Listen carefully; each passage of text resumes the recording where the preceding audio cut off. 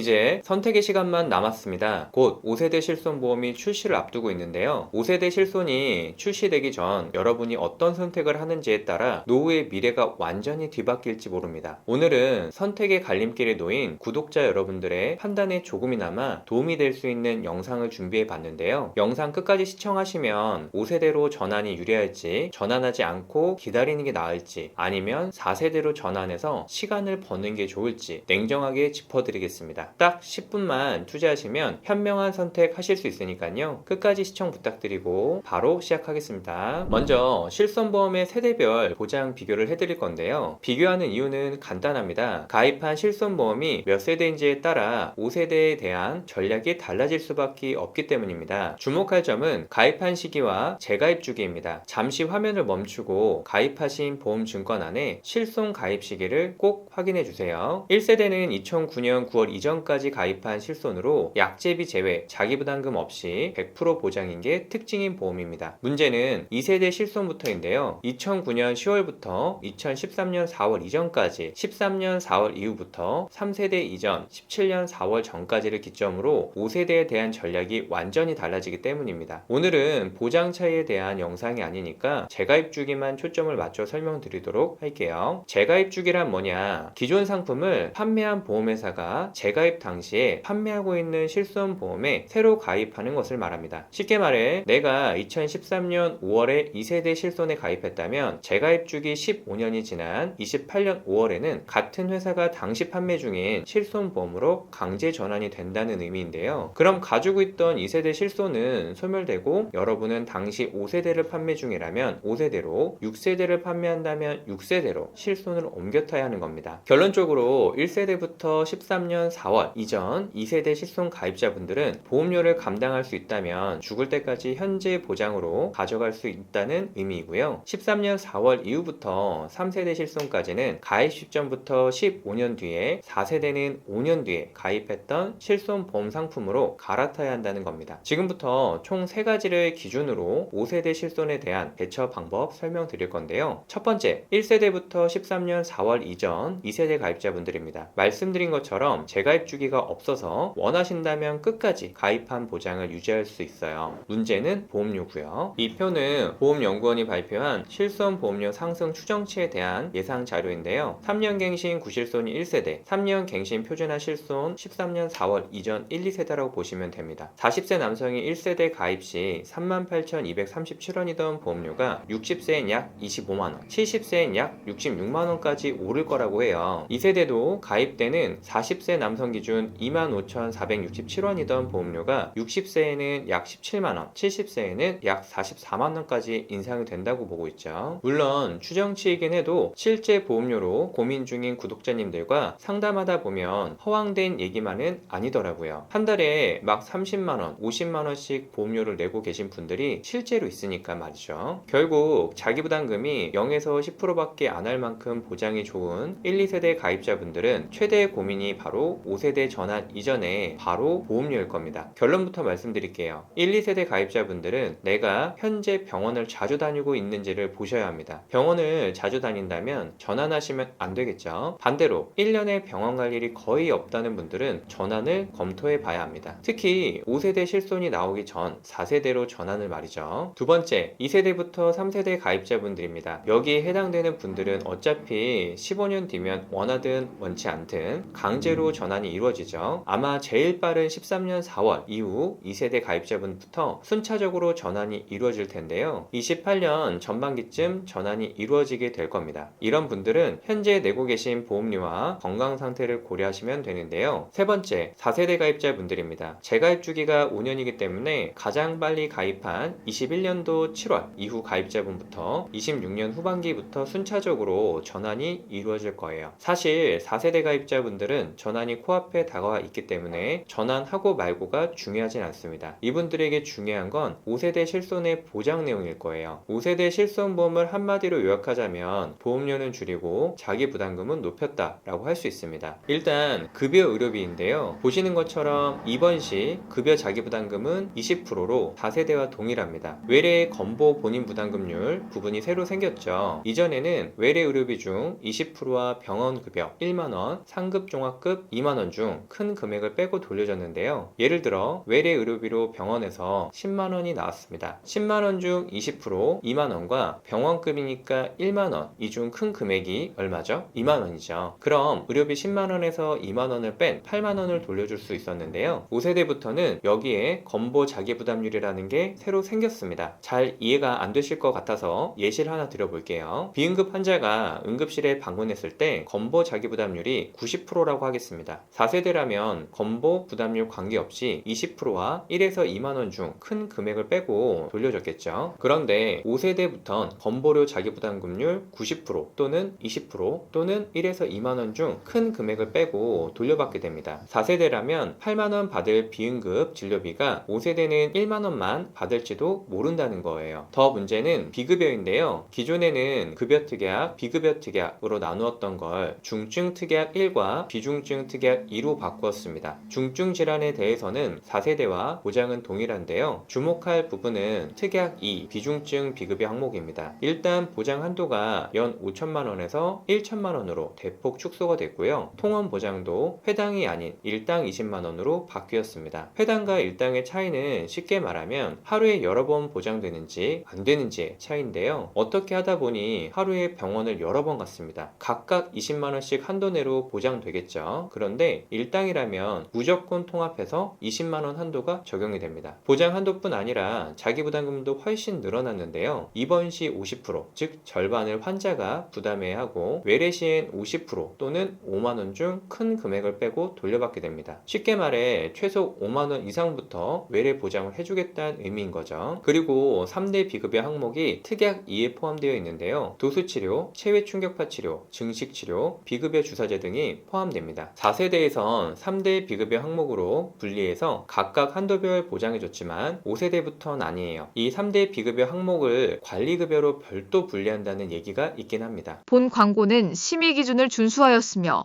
유효기간은 심의일로부터 1년입니다.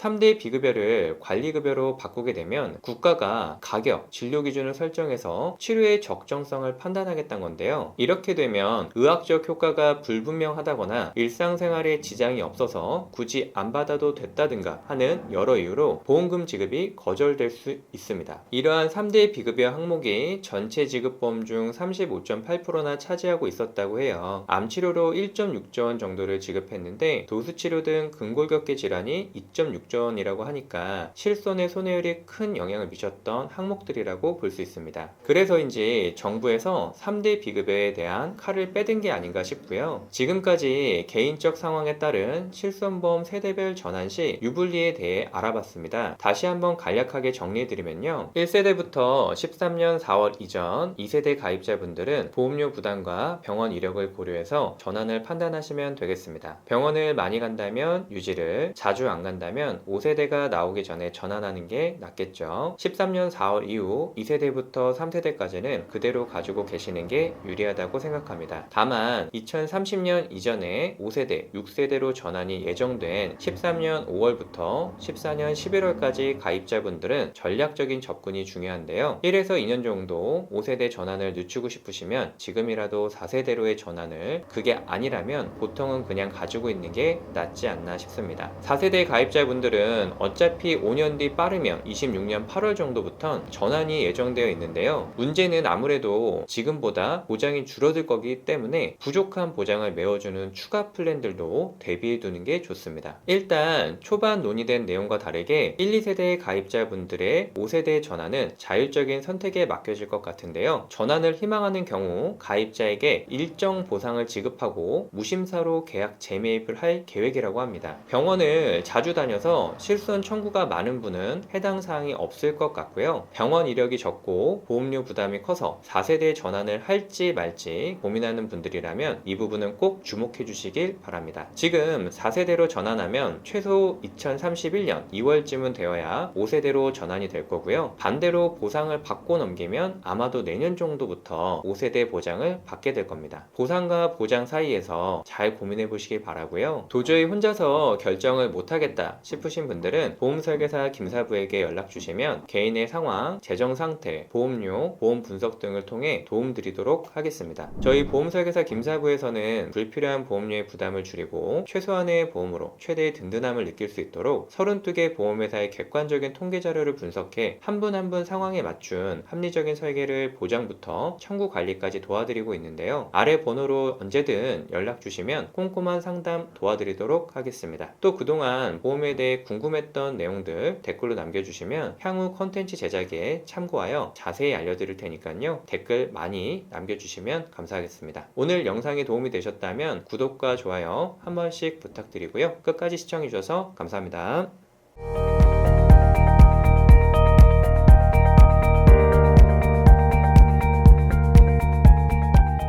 본 광고는 심의 기준을 준수하였으며 유효기간은 심의일로부터 1년입니다.